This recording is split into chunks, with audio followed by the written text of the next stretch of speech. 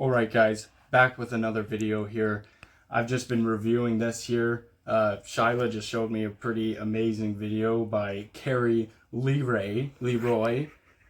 So basically it gave me the inspiration to think of this because this is a beat that kind of, I think, changed hip-hop, and it's been used up. It's definitely the whore of the hip-hop world. This beat's been used by everybody from Ice Cube to P. Diddy, Maze, probably a whole bunch of other people, like I just said, Carrie Leroy, what's the fuck is this girl's name? It's Coy Leroy, by the way, everybody. Anyways, I'm sorry if I butchered that, but we're getting right into this video. And the song, by the way, is The Message. And this song is, it's old as dirt, it's old as time, 1982. Pretty much rap was only around for like 4 years maybe prior to that point. I think the first hip-hop song recorded was Rapper's Delight or whatever it is, 1979. But anyways, this song is definitely a lot different. It definitely elevated rap in many ways, especially before it was kind of just like hype up music for parties, and this covered actual issues that people were facing out in the world. So it's definitely a really, like I said, just a unique take on hip-hop, and definitely elevated the scene. But yeah, further ado, let's get right into this. So in this song, you got an exquisite beat, you got some fucking gritty imagery mixed up in there, and when you look at these guys, just take a look at these guys. They're definitely intimidators, not guys to be messed with. Yeah, I'm not gonna lie, I don't know why rappers switched from wearing like tight leather pants and like a fucking pair of panties and a fur jacket to like what they wear today, because this is some hype shit, and I'm asking for a comeback, to be honest with you. So today you got rappers with names like Drake, Tekashi 6ix9ine, but back in 1982 you had Keith Cowboy, Scorpio,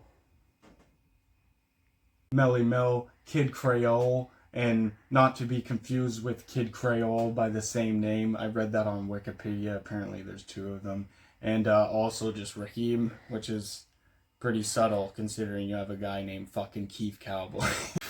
It's a time capsule of the 1980s. Magazines like Rolling Stones, they quoted it to be like the pop song of the year or something like that, which is pretty big considering how new hip-hop was at the time. And then other magazines that were completely revolved around hip-hop were obviously like, man, this song is the shit. Like, this is elevating the game here, you know what I mean? And even a lot of rappers and stuff, they the guys who performed the song, I think it's his name's Scorpio, he kind of said like he kind of noticed that hip hop was changing from when they made this song. From, like I said, it used to just be kind of like hype party beats, and now they're actually talking about real issues. It was written by MELLE and It was written by MELLE and Duke BOOTEE in 1980. So basically there was a strike going on in the city for the transportation system. There was a huge market crash, I think, in 1979. And I don't know. I don't really know the history all too well. Like I said, I wasn't born in the 1980s. But this song does a really good representation of kind of the vibe, like what guys were going through. Like I said, the lyrics are pretty gritty.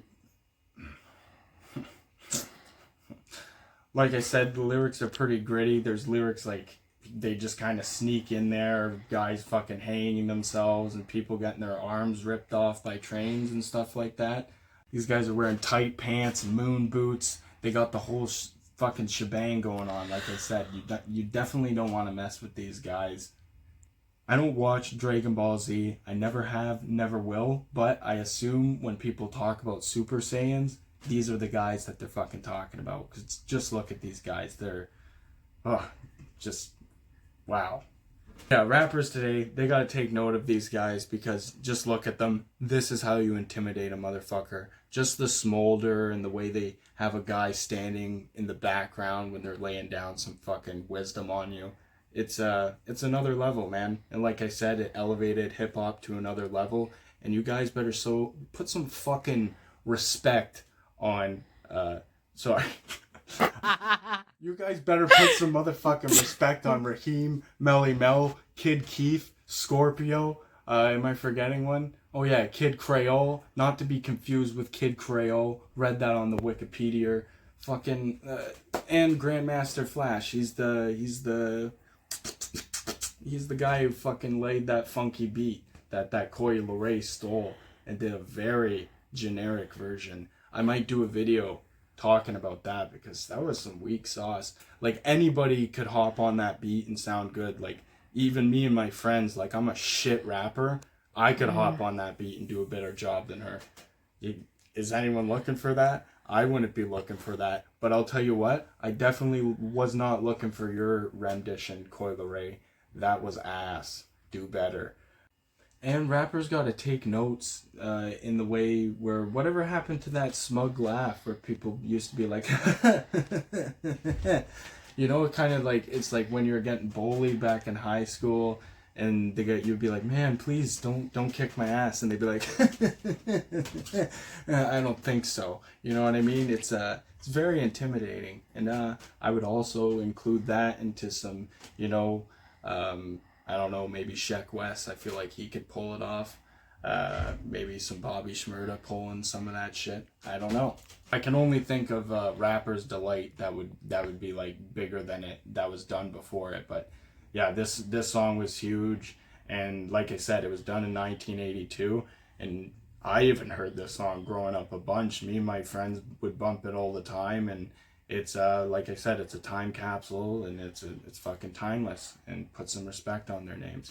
If you guys like this video, I'm gonna be reviewing some other notable rap songs that I used to listen to, that I used to bump, you know, doing extracurricular activities in high school because I was a really good student. But yeah, like I said, if you like it, if you have any other songs you would want to recommend me to fucking review, like I said, I might do that Carrie LeRae song.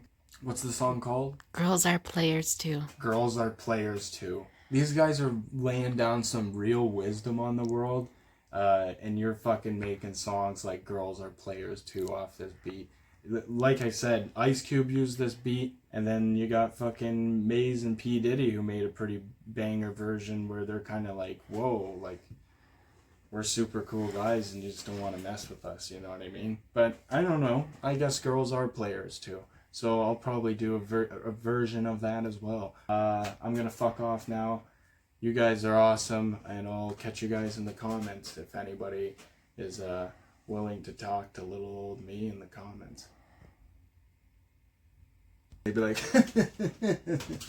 I don't think so. You know what I mean? It's very intimidating.